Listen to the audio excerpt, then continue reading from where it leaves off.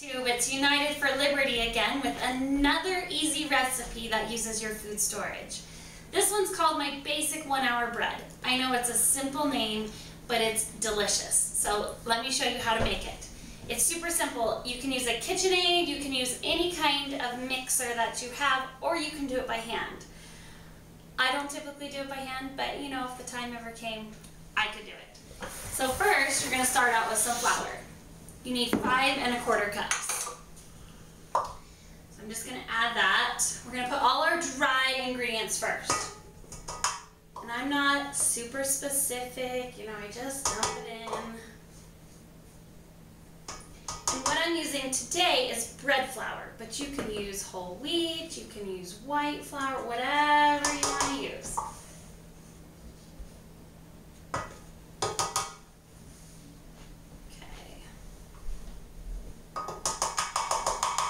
All right, so I've got my 5 1/4 cups flour in there. So push that to the side. And then we need sugar, because you know, you need sugar to make it taste good. So we need a 1/4 cup sugar. And again, you could use granulated sugar, you can use natural sugar, whatever you prefer. You could use honey, you could use stevia, Splenda, you know, whatever your family likes the best. Okay, so now we need 1/2 tablespoon of salt.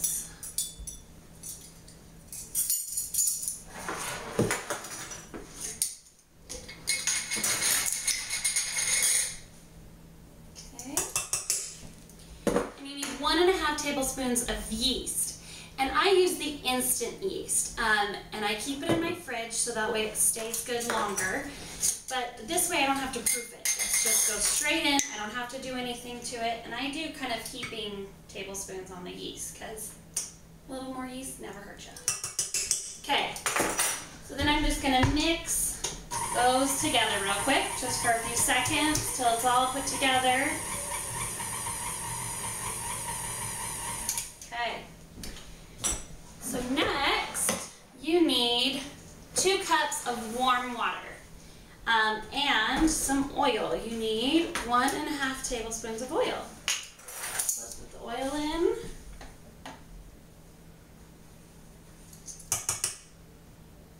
And again, you don't have to be super specific on your measurements.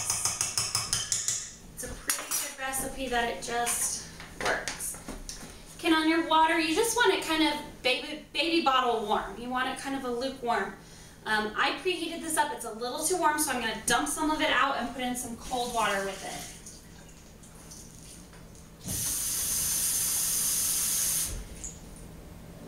Still a little warm.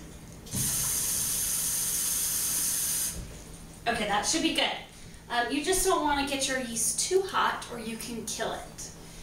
So I'm going to dump this in, and then we're going to let it combine for a minute, and we're going to see if it's too dry, too wet, and kind of make adjustments from there. So here we go.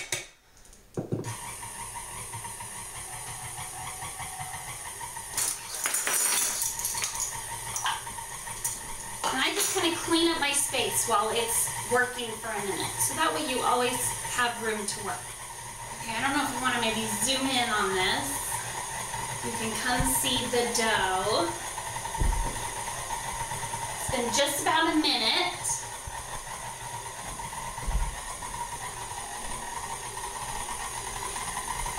I don't know if you can see. We'll stop it here so I can let you see it. It's combining really nicely. It might be a little dry, but I think I'm going to let it go and see how it turns out. So what you're going to do is you're going to continue to let this knead together for about another 5 minutes. And again, this KitchenAid's doing all the work for me, but you could do this by hand if you needed to. 5 minutes. So now what we're going to do is we're going to take it out, and we are going to spray our work surface. And I like to put a little oil on my hands too. It just makes it easier to get it off the dough hook and out of the pot.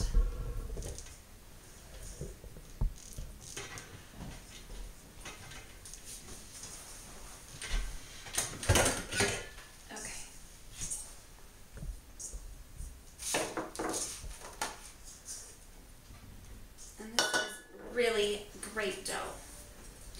know what, it might be just a titch bit wet, so I am going to grab a little bit of flour to help us when we are just kneading it for a few minutes. Let me grab that.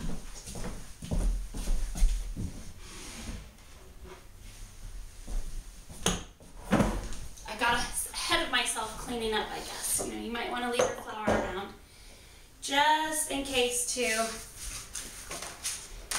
when you're kneading it. So it doesn't require a lot of kneading. You did most of the kneading in the blender. All we're doing is kind of shaping it. So we're just going to kind of knead it a few times. And we're just going to get that beautiful top to it. And I'm going to fold it over.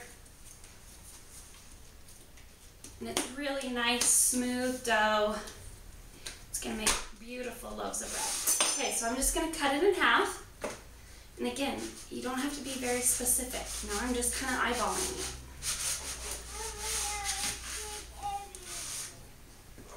Okay. And I've got 2 pre-greased loaf pans here. So again, I'm just going to kind of knead and shape each loaf before I put it in the pan. I'm just kind of tucking the ends under, pinching them together, so it's going to have a beautiful top to it. Okay, and then I'm just going to kind of plop it in there. So what I love about these recipes is you can't really do it wrong. It's really easy.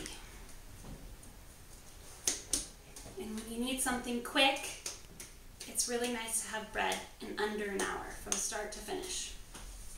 Okay, so now you can see them. They're just in the loaf pans here. I'm just going to get a clean towel out of the drawer, and you want to put them in a draft-free area, and I'm just going to cover them for 25 minutes. We'll be back in 25 minutes to show you after they've risen and when we put them into the oven. So we'll see you. Hi everyone. Okay, so they have been rising for 25 minutes. So I'm going to take the towel off so you can see what they look like. They look beautiful. They've already doubled in size, and they're going to rise even more in the oven. Okay, so now what you're going to do is you're going to put them in a 350-degree oven for 25 more minutes. Then you're going to pull them out. They're going to be gorgeous and ready to eat. So I'll see you back in 25 minutes.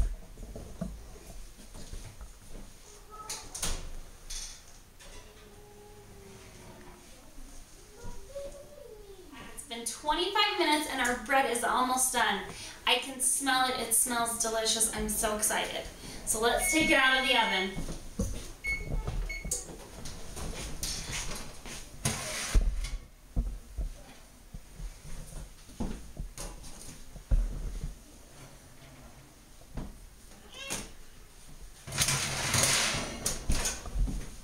Okay, so you can see that it's risen. It's got a great crust on it. It's got that golden brown look to it. It looks delicious. I'm so excited. I really hope that you tried this basic 1-hour bread recipe. I know your family will love it. Check out our website, unitedforliberty.com, and you can email us with any questions. We'll put the recipe on there too so you can have it written down. Thanks so much, and we'll see you soon. Bye-bye.